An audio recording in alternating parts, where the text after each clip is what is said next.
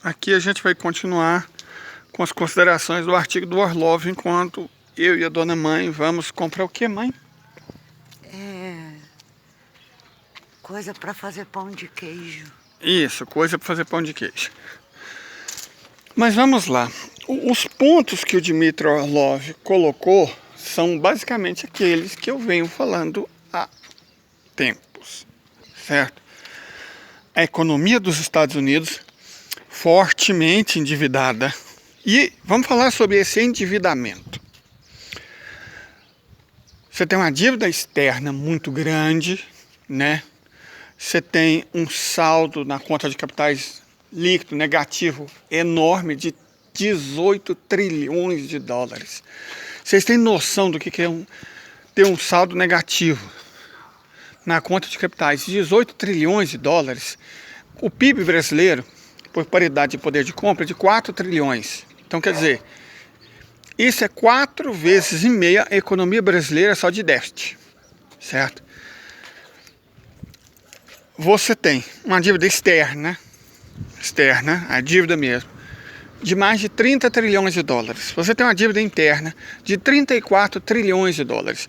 Então, se você vai somando isso tudo, ainda tem a dívida das empresas, que é uma coisa medonha, de louco. Você soma isso, a dívida total dos Estados Unidos, eu já vi estimativas confiáveis que está em torno de 150 trilhões de dólares. Para vocês terem uma ideia, o PIB, Produto Interno Bruto, a soma total das riquezas do mundo é de 172 trilhões de dólares.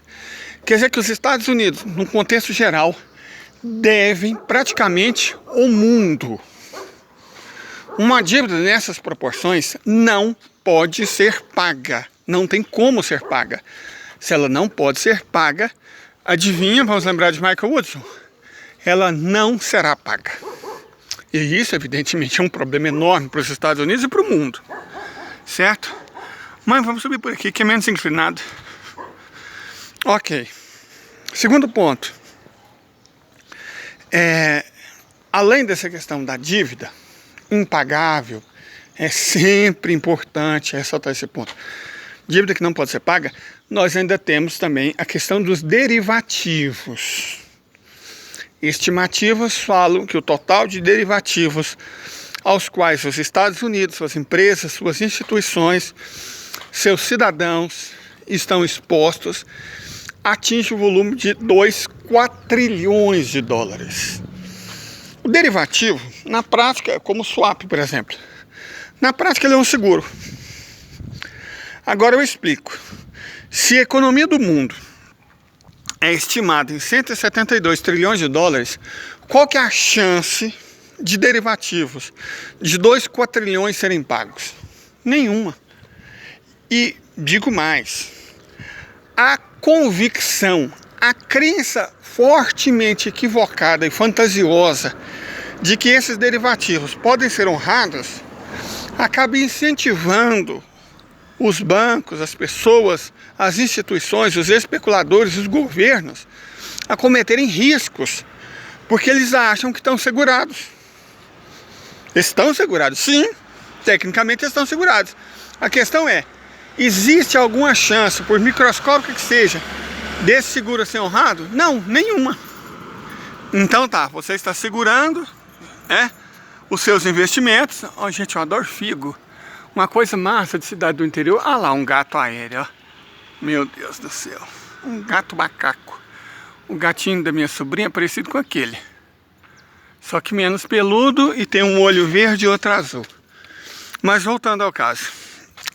A grande questão aqui, que a gente tem que analisar, é que, convencidos de que estão fazendo investimentos seguros, os agentes econômicos americanos vêm fazendo caca há décadas, certo? Eles partem de duas premissas falsas e perigosas. A primeira, de que as mais variadas formas de derivativo, incluindo swaps, seguram eles, protegem eles. E a segunda, de que as condições dadas não vão mudar. E nada poderia ser mais falso e mais enganoso. As condições que existiam nos anos 90, Vá lá, no começo dos anos 2000, mesmo que 2000 especificamente a gente tenha tido uma crise, elas não existem mais. A necessidade de dólares para fazer rodar a economia e o comércio mundial, ela não existe mais. Um processo que eu vi muitas pessoas falando, vai levar décadas, não vai. Vai levar anos, quiçá meses. Por quê? Rapidamente, os países vêm percebendo que não faz sentido usar dólar em transação que não envolve os Estados Unidos. Os Estados Unidos não são um agente confiável. Quando eles confiscaram as reservas de 300 bilhões da Rússia, eles destruíram a credibilidade que era o alicerce do sistema. Um sistema, ainda mais um sistema econômico, financeiro, só funciona enquanto ele for credível, confiável. O idoso lá, o vovozinho, né? Ele cometeu um erro bizonho de avaliação. E isso é porque ele é lobista do mercado financeiro. O filho dele era lobista de imprensa na Ucrânia. Certo? Um sujeitinho, ele é praticamente um bozo que sabe usar talheres, né? Sujeito, meu Deus do céu, eu não estou falando que o Trump fosse boa gente, não. Mas muito mais competente do que o Joe, sem dúvida ele é. O fato é, ao confiscar as reservas, os depósitos, os investimentos da Rússia e de bilionários russos, os Estados Unidos mandaram uma mensagem clara, que é a seguinte: não confiem em nós, nós não somos confiáveis. Se o seu país fizer algo que a gente não goste, vamos roubá-lo e vamos roubar os cidadãos desse país. O problema é que os países entenderam a mensagem. O problema é para os Estados Unidos. E os bilionários do mundo inteiro que escondem dinheiro nos Estados Unidos, o Brasil, por exemplo, onde vocês acham que os bilionários brasileiros jogam a fortuna deles? É só lembrar, procurar o famoso caso Banestado. Mais de 100 bilhões de reais fugiram do país ilegalmente em conta CC5. A carreira de juiz bandido e criminoso do Marreco começou nesse julgamento, onde ele inocentou todo mundo. Incrível, né? Ele tinha provas, muitas provas, abundantes provas, mas parece que ele não tinha convicção, certo? Então a carreira do Marreco de Maringá começou inocentando os ladrões do caso Banestado, que mostra que os bilionários, os milionários, os empresários, os latifundiários, os especuladores, e aí todo tipo de bandido esconde o dinheiro em dólar em paraísos fiscais. Perfeito? Inclusive que existe nos Estados Unidos. Delaware, na prática, é um paraíso fiscal. Certo? Então, assim, quando essa gente, gente é uma palavra forte, mas vamos colocar nessa categoria. Quando essa gente percebeu o recado que os Estados Unidos estavam dando, eles entenderam, evidentemente, e dinheiro tem medo, não aceita desaforo.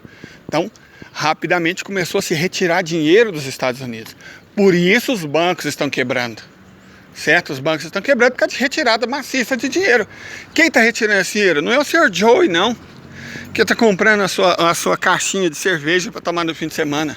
São basicamente investidores profissionais que podem fazer isso rapidamente pela internet e especuladores internacionais, certo?